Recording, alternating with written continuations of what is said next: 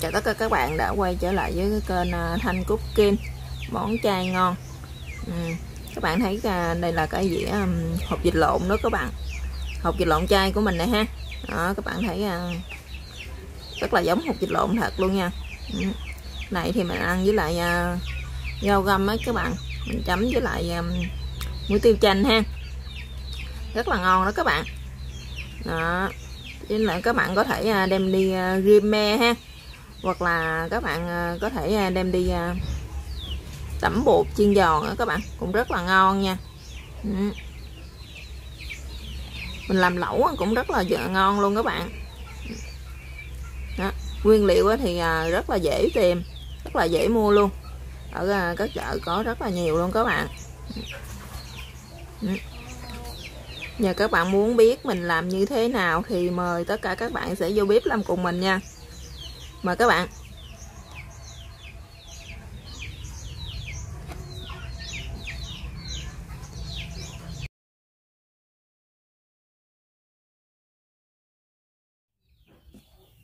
Chào tất cả các bạn, hôm nay mình sẽ chia sẻ với các bạn cái món là hột vịt lộn chay nha các bạn. Trước tiên thì mình sẽ có đây là 300g tàu hũ ki cộng tươi ha các bạn.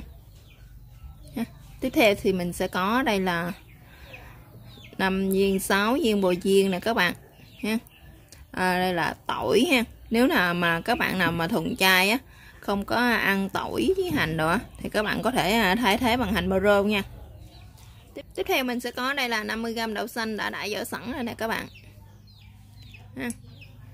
Thì kế tiếp thì đây là gia vị đi kèm thì có đây là hạt nêm chay ha, đường, muối, đây là tóc tiên nè các bạn ha.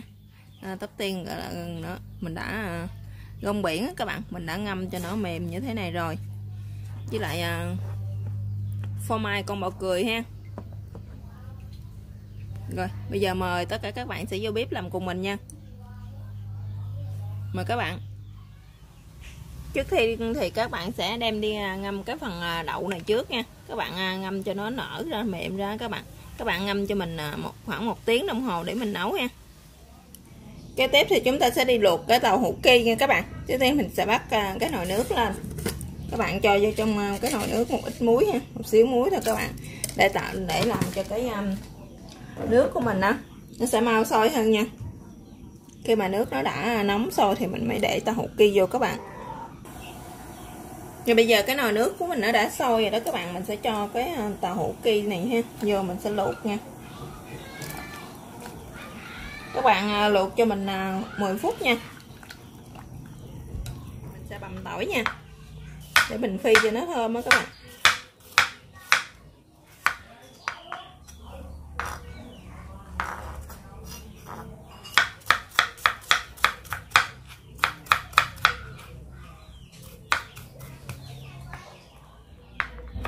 Rồi bây giờ tỏi thì mình đã bằm xong rồi đó các bạn.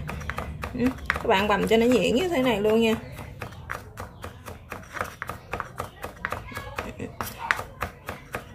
Để mình phi cho nó thơm đó các bạn.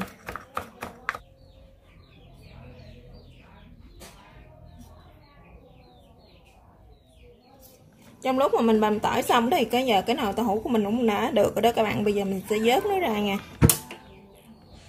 Các bạn chắc nó ra một cái gỗ ha, để cho nó thiệt là ráo nước nha các bạn. Nó các bạn để cho nó thiệt là ráo nước và cho nó nguội luôn nha. Mình mới quay lại mình mần nữa nha các bạn. Tiếp theo thì chúng ta sẽ đi nấu đậu nha các bạn.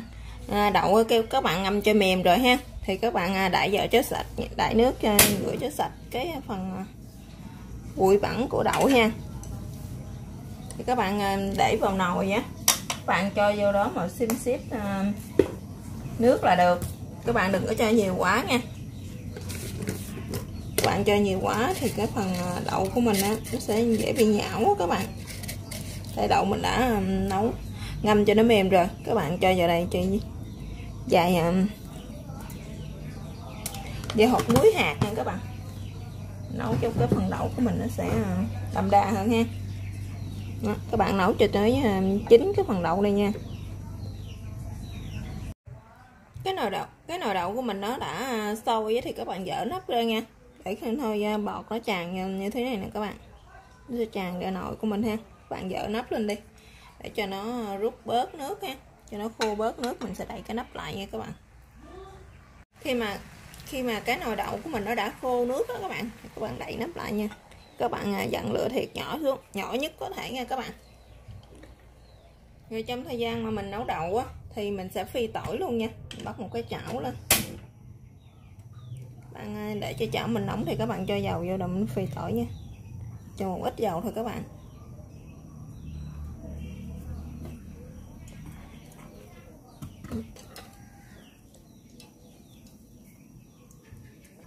Rồi bây giờ dầu của mình nó đã rất là nóng rồi, bây giờ mình sẽ cho hành tỏi vô nha.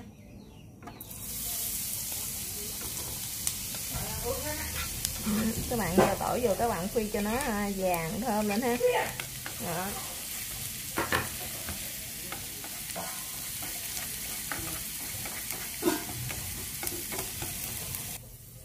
Bây giờ hành tỏi của mình nó đã phi vàng và thơm rồi đó các bạn. Rồi bây giờ mình coi cái nồi đậu của mình chín chưa nha. Rồi giờ cái nồi đậu của mình nó đã chín mềm rồi nè các bạn ha. Rồi mình sẽ tắt bếp, mình nhắc nó xuống nha. Các bạn hãy cho nó ra một cái thau nha. Các bạn lấy ra cho một cái thau ha. Các bạn lúc mà nó còn nóng thì các bạn cứ tán mịn nó ra nha các bạn. Mình sẽ tán mịn nó ra như thế này. Rồi mình đã tán mịn nó như mịn rồi nè các bạn. Bây giờ mình sẽ chiên do nhân ha, do thành cái trồng đỏ của trứng đó các bạn. Nó còn nóng nè, các bạn dò nhân nó dễ hơn ha.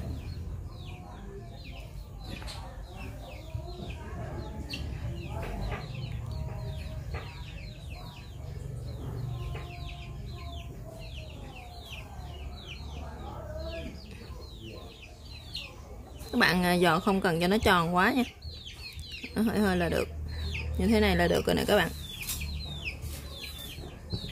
Các bạn dò chỉ cần một ít thôi chứ không có cần nhiều.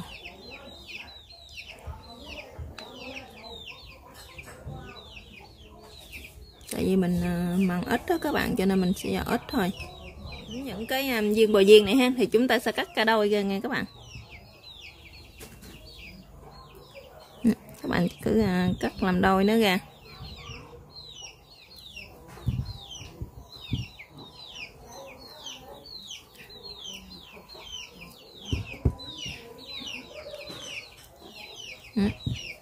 Đã cắt xong hết rồi đó các bạn. Bây giờ cái phần tàu hũ của mình nó đã ráo rồi nè các bạn.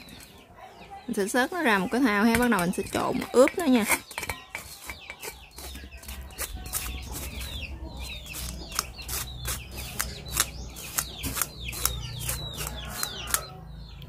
Rồi bây giờ bắt đầu mình sẽ ướp ha. Mình đã dắt được một ít rồi đó các bạn, còn một ít thì mình sẽ cho vô đây mình trộn luôn nha.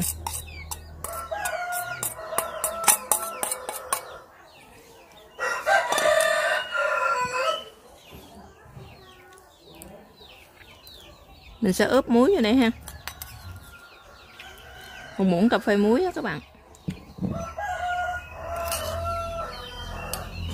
Đường ha, thì các bạn mình sử dụng cái muỗng này nè, mình sử dụng 2 muỗng đường, 2 muỗng lưng các bạn. Đây là hạt nêm chai ha, mình sẽ sử dụng 1,5 muỗng. Cuối cùng là phô mai con bò cười nha các bạn. Mình sẽ cho phô mai con bò cười vô luôn.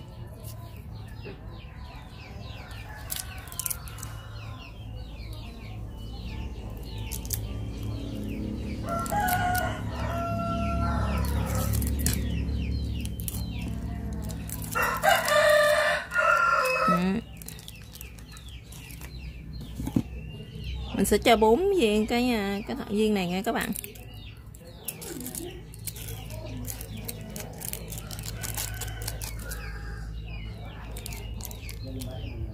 Đó.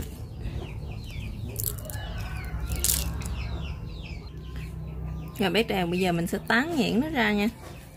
Các bạn tán những cái viên phô mai này ra nè các bạn.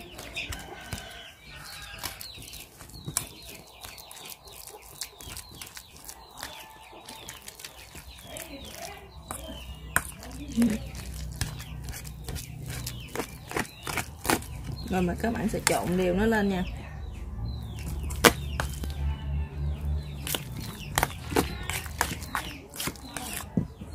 Tóc tiên ha, giờ mình cũng sẽ cho nó vô đây luôn các bạn.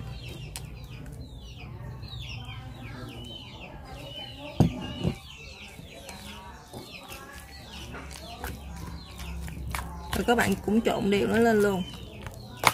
Các bạn nhớ cắt tóc tiên ra nha, để mà nó dài lắm các bạn.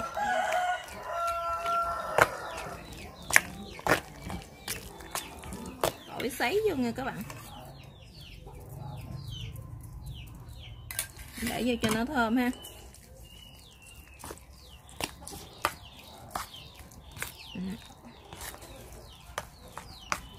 Để các bạn nêm lại cứ cho nó vừa ăn nha các bạn.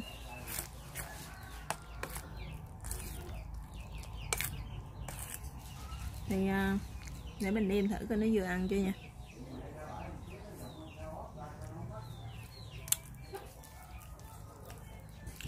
Vậy thì khẩu vị mình đã vừa, còn khẩu vị gia đình của các bạn như thế nào thì các bạn có thể gia giảm gia vị theo tùy ý của mỗi gia đình nha. Thì các bạn sẽ cho thêm một ít màu điều nữa nha các bạn, để tạo cho cái màu nó hơi vàng vàng ha, cho nó giống cái phần trứng.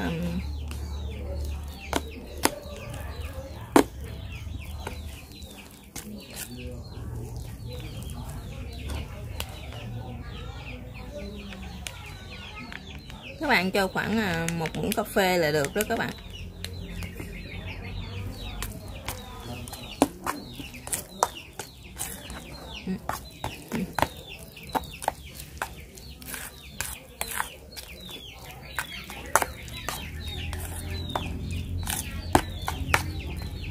Chứ hơi vàng vàng gì là được rồi nè các bạn.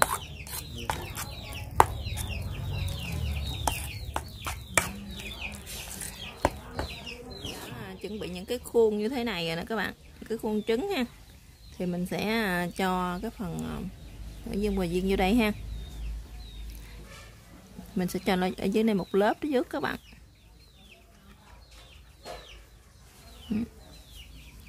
Các bạn cho vô đây một lớp đậu hũ xuống trước ha, lớp mỏng mỏng thôi các bạn.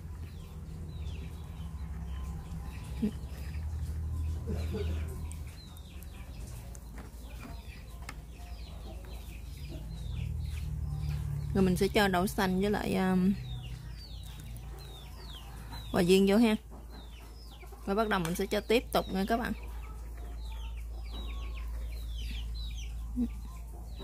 Đó thì các bạn cứ cho như thế ha, cho đến hết cái phần đậu hũ của mình nè.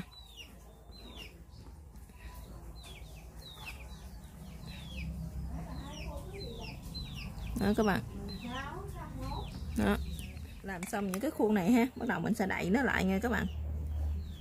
Dỡ nó lên ha, mình đậy nó lại.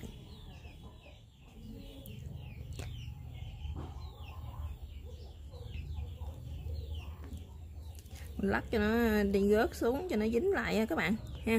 Mình sẽ đậy nó lại như thế này. Các bạn đậy lần lượt thì cho đến hết những cái phần những cái quả trứng này của mình luôn nha các bạn.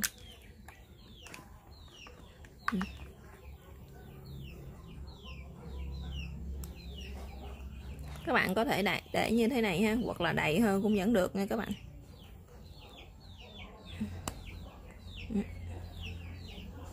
Rồi, các bạn để như vậy giờ đậy cho đến hết giúp đi ha. Rồi bắt đầu mình mới đem đi hấp nha các bạn.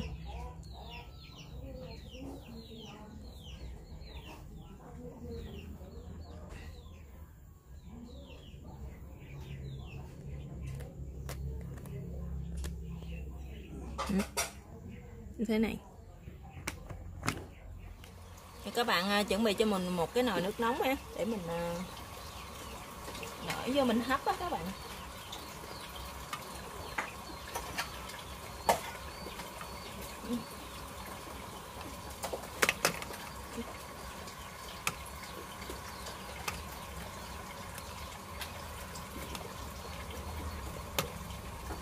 Thì các bạn để trứng mà vô thì các bạn hấp cho mình nửa tiếng đồng hồ nha. Hàng hấp 30 phút các bạn. Mình sẽ đậy lại ha.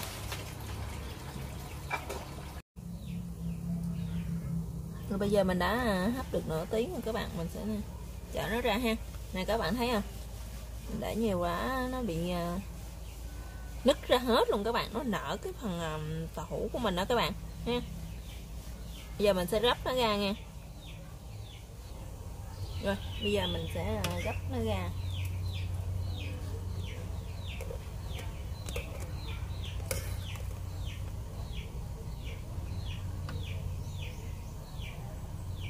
Các bạn, mình gấp nó ra từ từ ha.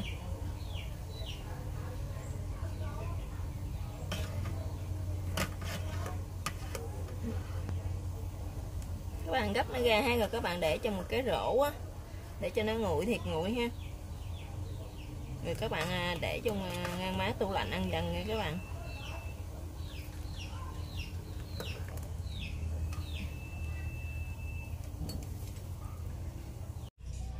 Nó đã nở ra như thế này hết rồi nè các bạn ha. Thì bây giờ trong lúc mà nó còn đang nóng ha, thì các bạn cứ chỉnh sửa nó lại, thì tới mà nó nguội lại là vừa là nó được đó các bạn.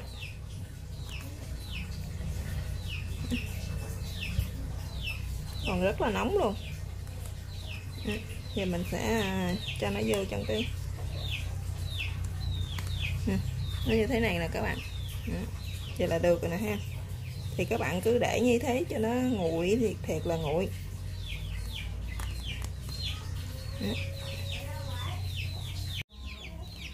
Xong rồi nè các bạn, mình đã luộc xong rồi ha. Mình đã để cho nó nguội hơi hơn đó các bạn. Mình sẽ lấy nó ra nha các bạn. Rồi mình lấy nó ra, còn nó giống như cái hột vịt lộn của mình không nha. Ồ nè các bạn đó, các bạn thấy hấp dẫn không? Cái này thì các bạn có thể mình ăn với lại rau găm ha, muối tiêu chanh đó các bạn, rất là ngon nha.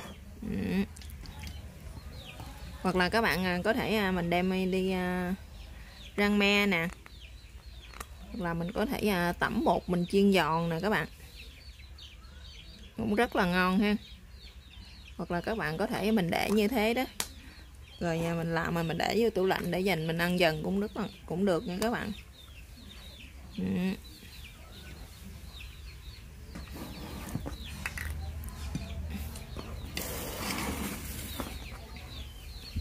Các bạn thấy nó giống cái trứng vịt lộn của mình chưa?